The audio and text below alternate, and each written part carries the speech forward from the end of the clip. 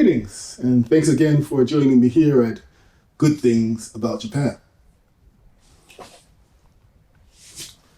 Perhaps you can recognize the object that I hold in my hand. Now, some might understand this object to be a weapon.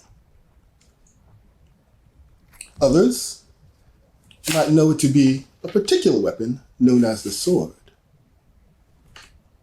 Now, if you are familiar with Japan, you might know that this is no sword, but a katana. But those who really know and understand the culture of Japan would never refer to this as a katana, nor would they refer to this as a sword or a mere weapon. Because in Japan, the katana is more than just a weapon, more than just a sword. In Japan, the katana is a symbol representing the very spirit that protects Japan and keeps the Japanese people in the mode of right action, often referred to as the samurai spirit.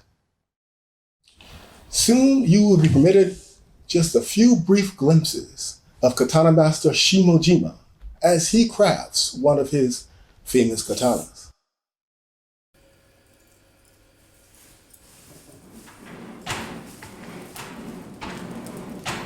The master concentrates on cultivating the flame and the steel contained therein to approximately 1,300 degrees.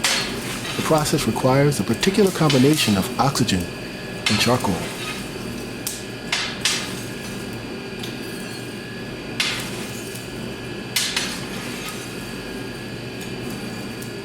Due to the lack of audibility, under such intense conditions, the master and his assistants tap upon the anvil in various ways to efficiently communicate with each other while in action, without sacrificing time and accuracy.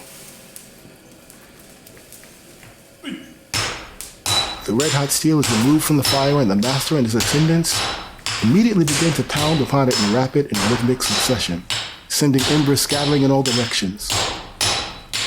3 men are necessary to take full advantage of the heat of the steel, which cools rapidly.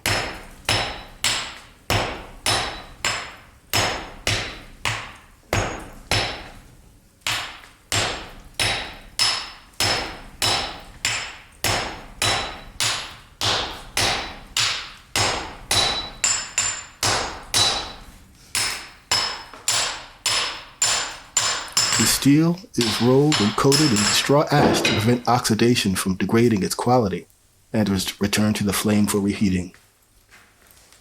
And the process begins again.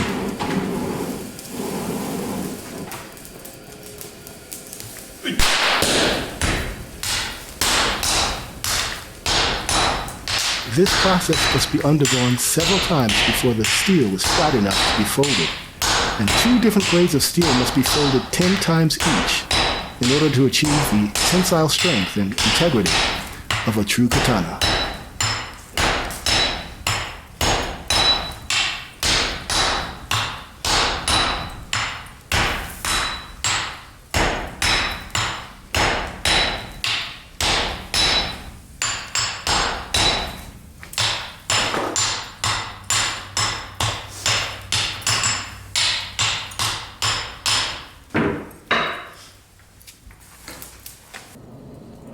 The master carefully pounds the butt of the blade holder on an anvil to ensure that the blade remains securely fastened therein before placing the blade into the flame.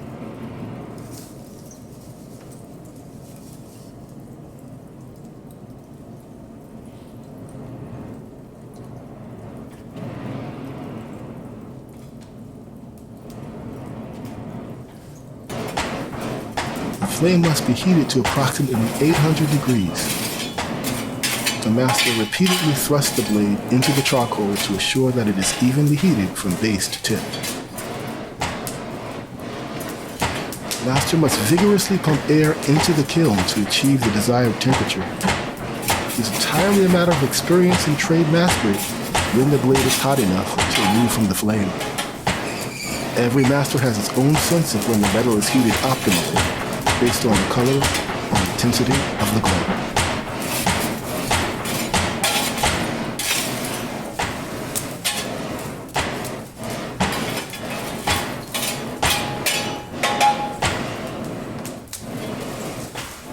red-hot flame is removed from the fire and is delicately dipped in a cooling bath of water called yakiire. This part of the process is something of a trade secret for this particular master school of katana making, and this is the first time that it has been caught on camera as such.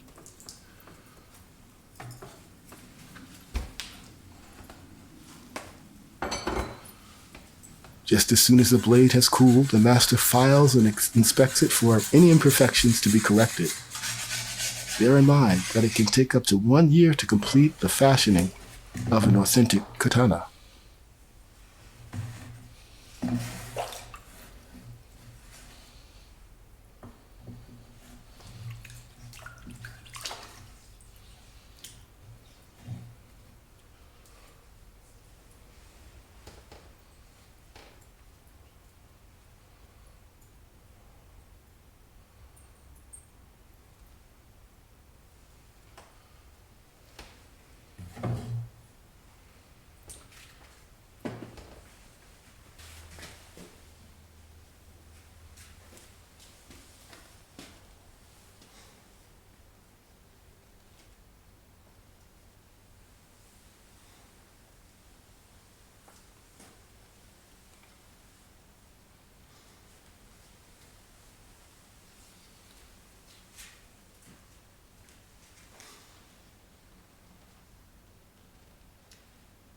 This is a katana. So then, what is this? This is not a katana. This is not a sword. This is a toy. But if you'd like to see a real katana, for that, you have to come to Japan. Either that, or you'll have to pay a pretty hefty sum to Master Shimojima.